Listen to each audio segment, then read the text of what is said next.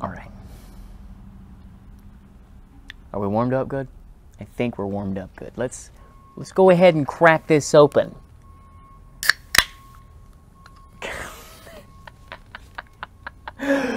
Oh man, oh no.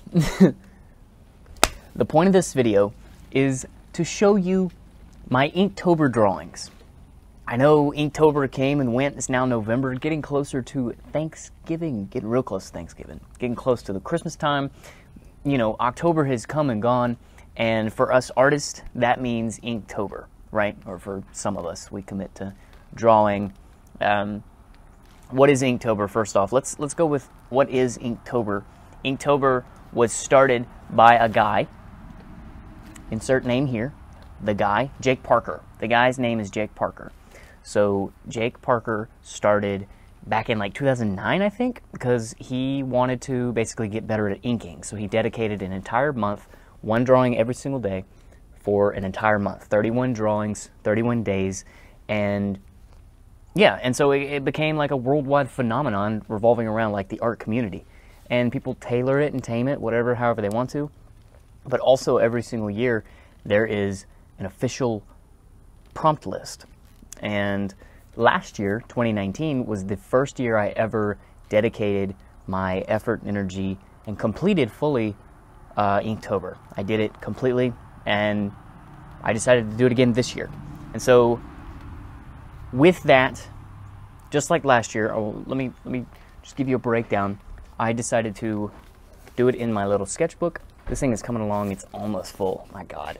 I'm going to be doing a flip through, a complete, thorough flip through whenever this is full.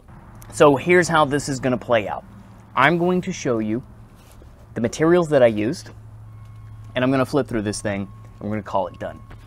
And that's the way the video is going to work, right? So let's go ahead and refer to our good camera up here. And just like that, we got a top-down view on the materials. So let's break down, we've got the sketchbook here, we're going to refer to that later.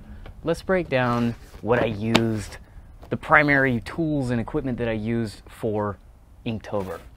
This isn't every bit of it, this is what I would, let's break it down this way. If I was traveling, this is how I would carry. I would just carry my sketchbook, and this right here, this pencil pouch, and carry it just like that. Use the materials inside of this thing and just carry on.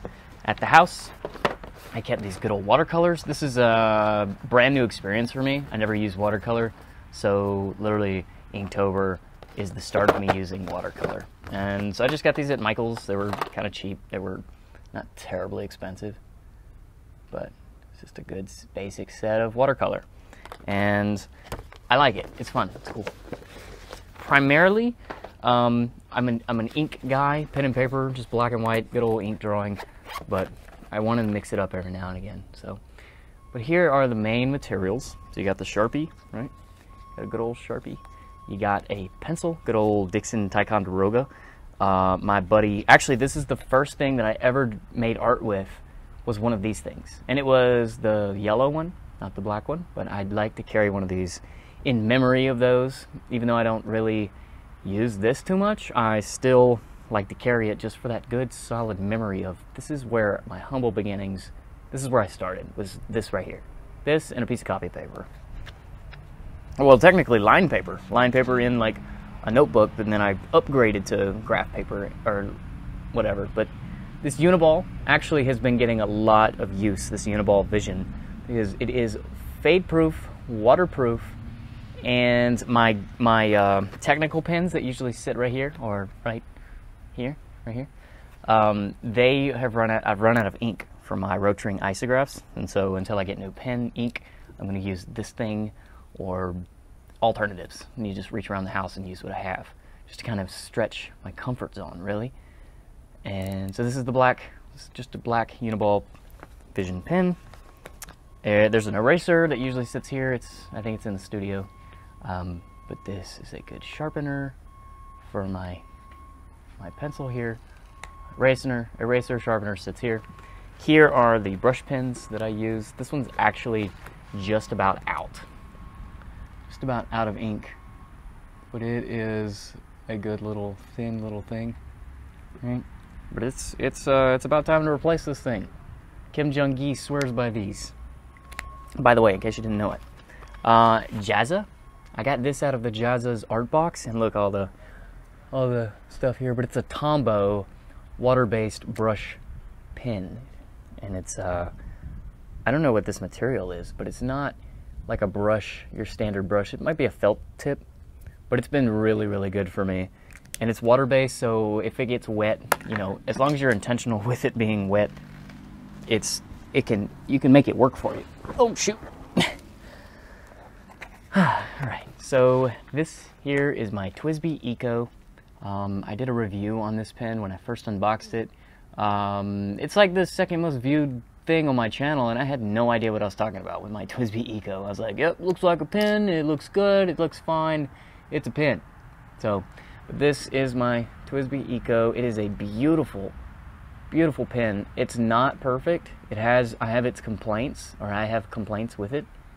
And honestly, I want to shelf this thing and retire it soon. Might even sell it, might get rid of it somehow, I don't know. But it's a beautiful pen. Look how pretty this thing is. And it's like 30 bucks, but I will say with the drawing experience, personally, it's not worth the $30 that I paid for it. But it's so pretty, good Lord. Alright, so these two, to final out, this right here is just some good old jelly rolls. I like to keep the white, and this is like a gold with a blue inlay. I like to keep these on deck, right? So it's a good standard. It's good. I like to, okay, so the reason that I do this portion, because I do it just like almost every time I have a flip through of sorts, because I keep this same pouch, but the materials inside are usually different every single time. So if you refer back to like flip throughs or whatever, like, you know, here's my materials, it's always different. The pouch is the same, but nothing's ever the same in this pouch, and it's always like a little bit different, which is cool, because I get to, you know, I get to stretch my, I don't know, I just like to look back on these things. So let's start with this. Alright, so with the Inktober official prompt list, I won't go over every single one of them here, because I'll go through them, whatever. But I wrote the prompt list just as I did last year on a whole sheet of paper, and then crossed it out as I went, right? This is a really, really cool picture that I drew using the watercolor and the ink pen. Just the materials that I've shown you already. It's a really cool piece of art. Anyway, so we got day 1 and day 2. Day 1 is fish, day 2 is wisp. And you can translate it as you want to. I translated it how I wanted to. And so you can in turn translate my drawing however you see fit. So day 1, with the glitter. See that gold right there, that gold inlay? How it'll disappear. You lay it flat, you can't really notice. But if you shine it just right in the light, it looks so cool. This is watercolor, ink, and that gold.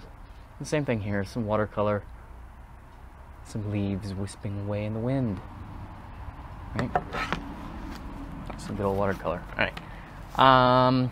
Day 3 is bulky. Just use, see that glitter again, that gold, and the eyeballs. So we got bulky. We have radio, which obviously the movie Radio, right? It's like one of my favorite movies ever. Day 5. Blade, and day 6, rodent. This one made me super uncomfortable. This one was actually pretty cool. I did this with Bic pen, like just a ballpoint pen, just colored ballpoint pens, and some black pen, and then of course again that gold. I tried to implement the gold in every drawing, just about it. Sometimes I did like underlay, under sketch drawings, like I left the sketch there and just kind of did the ink on top of it. And sometimes, here's a pretty good example of like 2 different methods that I approached. You know, like this is just a loose, sketchy approach, whatever.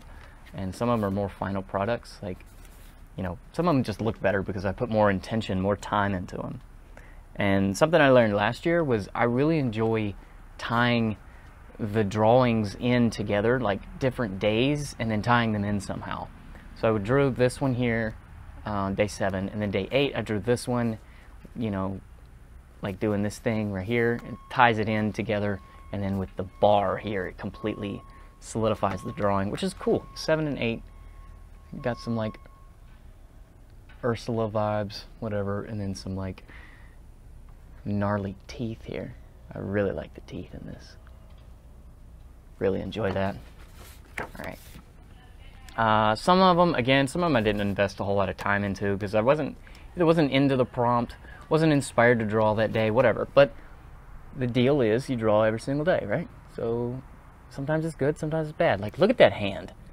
I drew that hand and realized how crap I am at hands, and made it a point to draw hands.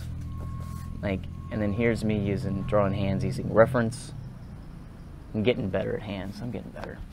But it's day 9 throw, day 10 hope. And again, I like leaving that under sketch. There. All right. Day 11, disgusting.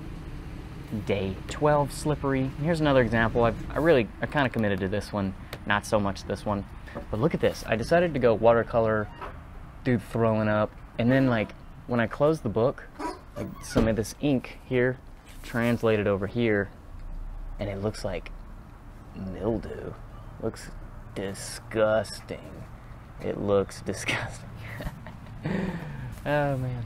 But anyway, day 12, slippery. Day 13 and day 14, Dune, armor, Saiyan armor, of course. So again, like tying in the scenes together, I did this completely separate one day, and then decided to do Vegeta, Super Saiyan 4 Vegeta, right? A separate day, and then I was like, why don't I go ahead and tie it in? So I go ahead and do the whole like thing here, this Tatooine style moons here.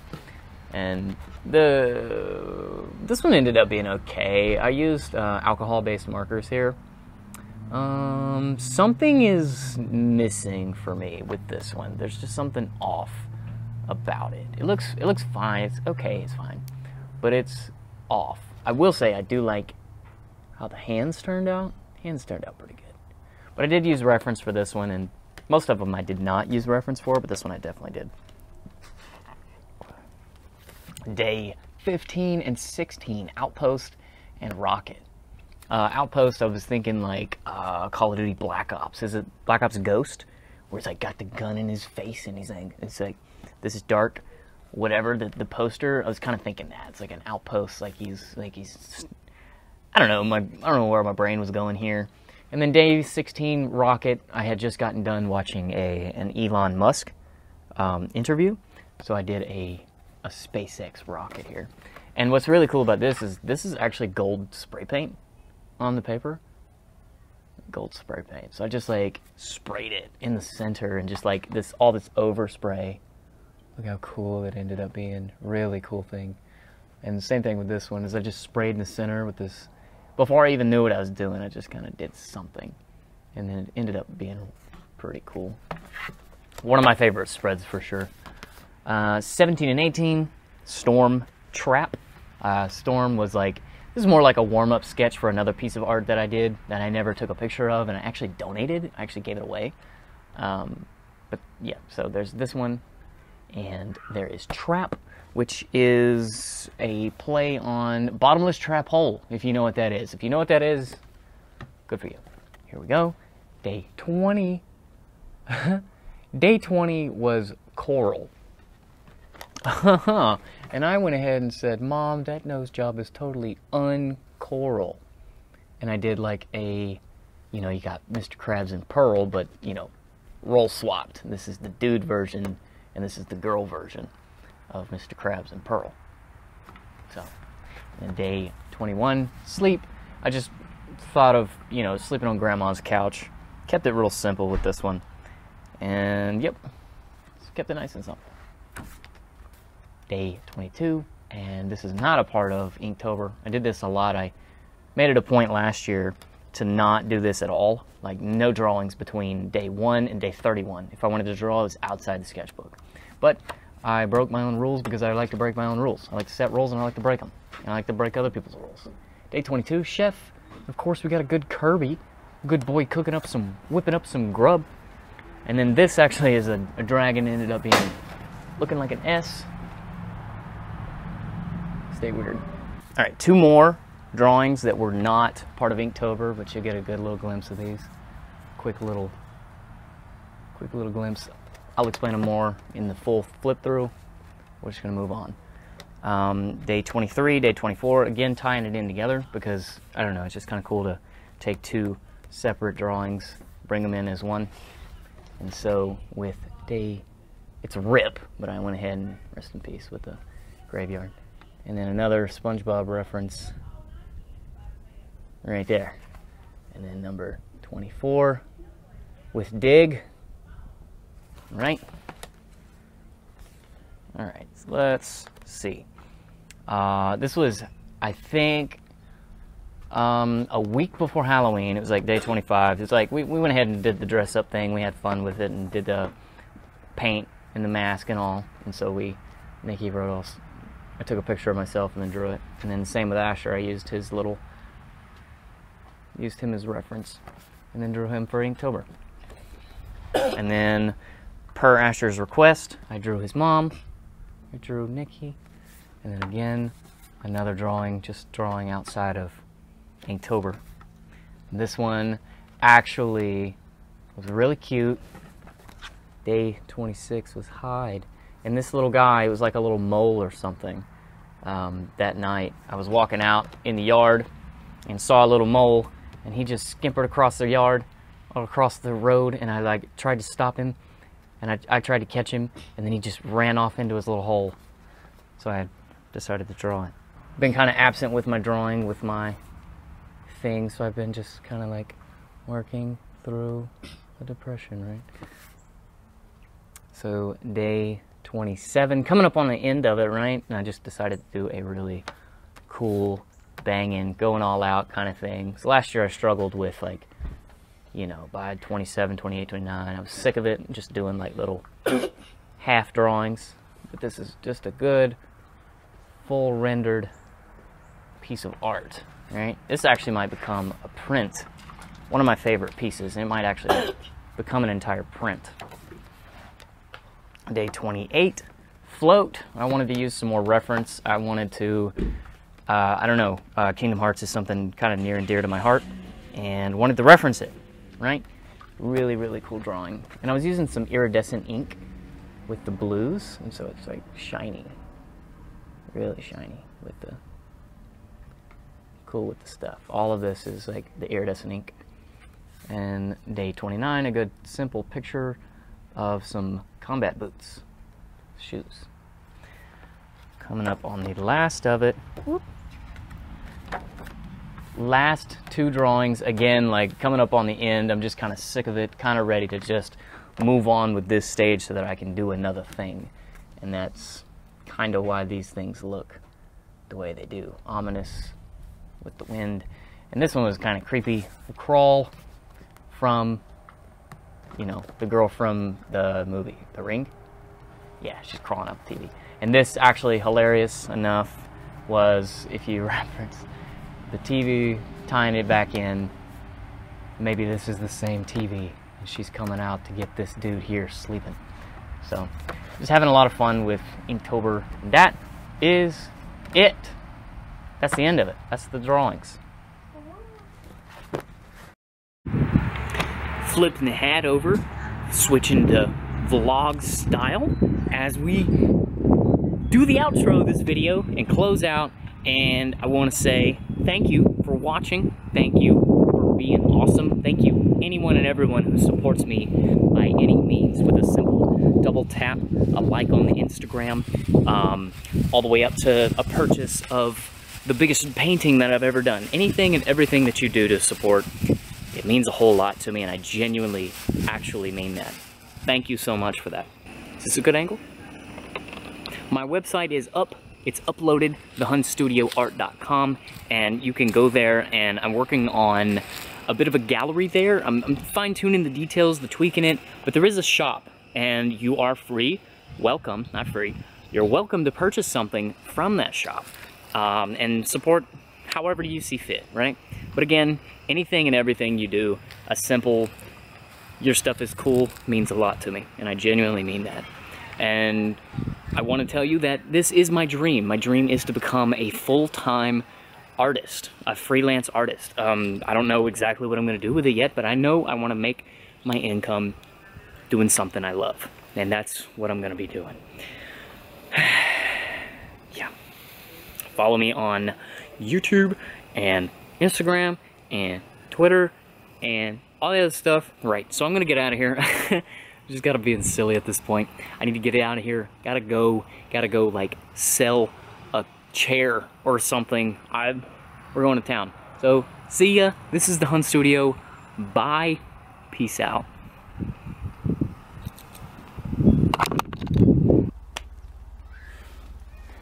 Let me get ready for a good old video. The hat prevents the light from coming in, so I might have to, taking it off's not much of an option. Taking it off isn't all that great. So we're gonna put it backwards. Am I ready yet? I'm warming up. Let me warm up.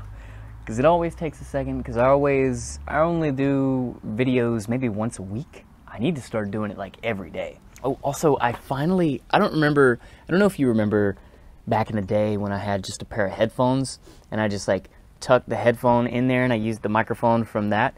But I finally went ahead and I now have a little lapel mic. Look at that. Upgrading the studio a little bit. What is up? What's up? I'm excited about it. I'm stoked. I love it.